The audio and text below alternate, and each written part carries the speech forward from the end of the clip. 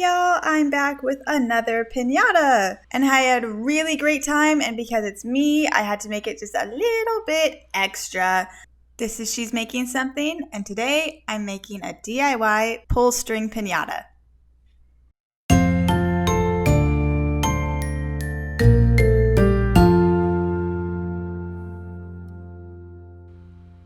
So if you haven't seen any of my other pinata videos, they all start with some cardboard. We got a new box fan recently for my husband to use while he's working in the garage, and that box is 4 inches wide. I like to make my pinatas 4 inches wide. So this particular pinata is just the logo on a shield diamond-like shape. So I had this idea where instead of cutting my 2 shapes and then long strips to go around the sides, I thought if I could cut this in a way where the box stays as intact as possible, that would be easier and a lot simpler to do than trying to tape it all together. It turned out to make it a little more complicated and difficult for me. I should have just cut my 2 shield shapes out and then, just like I always do, did long 4-inch strips to connect the sides. But I didn't. I tried to keep the box as intact as possible, so I cut my shield out of the front and back, trying to keep the sides all together. So now I'm going to take those sides, fold them in to enclose my shield shape. Now, if you don't know what a pull string pinata is, instead of having the pinata and having the kids swing a baseball bat around or a pinata stick and whack it open, there are a bunch of strings hanging from the bottom, and the kids take turns pulling these strings. And in a regular pull string pinata, one of these strings is attached to the flap. And so when they pull the string, the flap opens and all the candy comes pouring out. It's a really clever way to get young kids involved, or if you have a smaller space inside that you don't want kids swinging a bat around. It's a great option for a pinata to still be included in the party without all the chaos of little kids swinging a bat.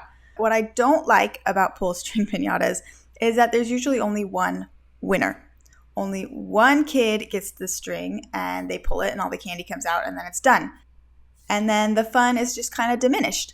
So for my pull string pinata, because I'm making it myself, I decided to up the fun a little bit, where instead of just one winning string, there would be 3.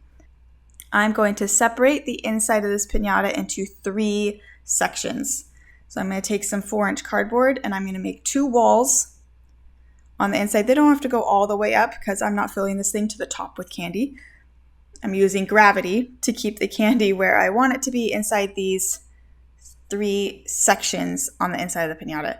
Each one of these sections is going to end with a flap at the bottom and a string attached to that. So instead of 1 pull string winner, there will be 3. Instead of 1 big candy waterfall avalanche, there will be 3. And it's triple the fun, and I'm really, really excited for this idea.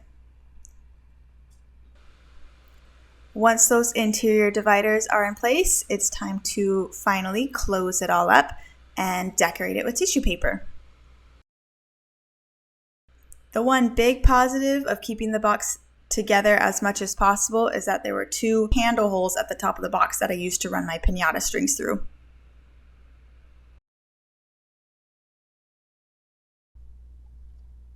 Here is my pinata ready to decorate. I have my green and purple tissue paper cut into fringe and my school glue, which I will water down a little bit. I'm not going to go into too much detail about how I do this since I cover that in my other pinata videos. So if that's what you're here for, then go check those out. But I decided to save myself a little bit of time and just cover the back of the pinata with 2 layers of flat tissue paper, saving the more time-intensive fringe for the sides and the front.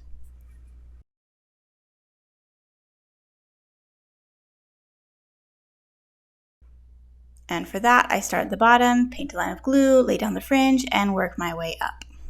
This one is for my daughter's Disney's Descendants themed birthday party on Disney Channel. She's absolutely in love with that show. If you don't know what Descendants is, it's about Maleficent's daughter named Mal. And so purple and green and black, very Maleficent-like colors are used a lot in this party. Normally when I'm doing logos and things like this, I like to freehand draw and do it myself, but this logo's kind of got some details and tiny bits and pieces. So I did find the image online and I printed it out. I don't have a color printer, So I printed it on multiple pages in black and white and taped those together, and then I used that as my template to cut the logo out on my colored construction paper. I used black for the main bit, and then I cut out some purple for the outline around her little wings, and then green construction paper for the words.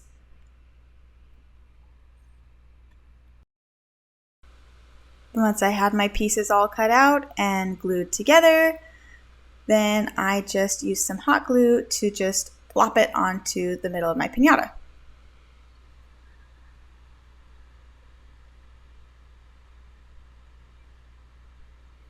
And one easy peasy logo themed piñata. But a piñata is no good without any candy inside, so it's time to add those flaps. And again, I'm not cutting just one candy flap, I'm cutting 3. And because I know I lined my dividers up with these corners at the bottom, I know I need a flap right here in the middle, and then 2 flaps kind of on those diagonal sides. So I'm just going to use a box cutter and cut 3 sides of a rectangle to create a flap. And that just pops open, and then it can fit right back into place. And the fringe hanging down kind of camouflages it a little bit. For the side flaps, I know I wanted it to open this way because they tug on the strings downward, and if the flap is going this way, it won't open very much. But if it opens this way, then when the string pulls down, it opens more fully. So that's what I'm going to do. And I will try to line up my cuts with the edges of the fringe so that these flaps are more easily camouflaged as well. There's a lot of tape and glue, so it doesn't cut very easily, or maybe I should just have gotten a sharper box cutter. When I was cutting these flaps, I was concerned for the structural integrity of my piñata. I didn't want to cut through the tape that was holding it all together. In hindsight, I definitely should have cut bigger flaps. It was really easy to put the candy into the piñata, but when these flaps opened, some of the lollipops and Tootsie Rolls that were longer got clogged up. So next time I will remember to cut larger flaps so that all the candy pours out in the big candy waterfall. Now that I have the flaps, it is time to add the winning strings. And these strings are going to be very securely attached to the flaps so that when they are pulled, the flap pops open and the string does not come out. And it took a few tries to figure out how to add the strings, but what worked for me is to first punch a hole through the cardboard using a nail with a wide flat head so I don't hurt my thumb. And then I thread a wide tapestry needle with the curling ribbon and then push that through the hole I already made, and the needle pulls the string through the hole, easy peasy. Then I double or triple knot so it doesn't come back through the hole and secure it more with some tape. Again, I want the string to be as secure as possible so that it pulls open the flap and doesn't just come out on its own. And that's how the winning string pulls open the door. But I don't want the weight of the candy to push open the flap before someone finds the right string. So to help the door stay shut, I'm going to add another piece of cardboard on the inside of the door, secure that with some staples, and it creates just a little bit of leverage to hold the flap from the weight of the candy, but still weak enough that it pops open when the string is pulled. So my flaps are secure and the winning strings are secure, so it's time to camouflage these winning ones with all of the decoy strings.